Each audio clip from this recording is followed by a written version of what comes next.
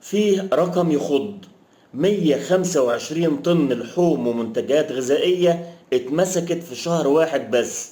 والسؤال اللي لازم كل بيت يسأله دلوقتي: اللحمة اللي بتدخل بيتك دي آمنة فعلا، ولا ممكن تكون جزء من خطر محدش شايفه؟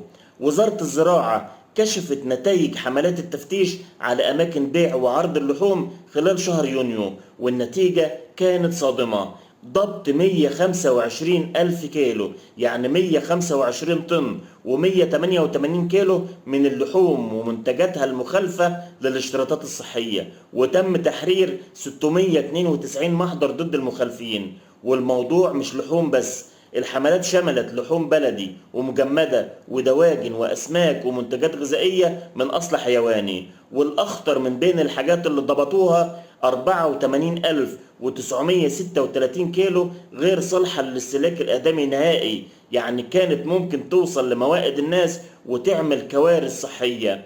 كمان في 15,535 كيلو صالحة لكنها مخالفة للاشتراطات الصحية، و24,717 كيلو ما زالت تحت الفحص.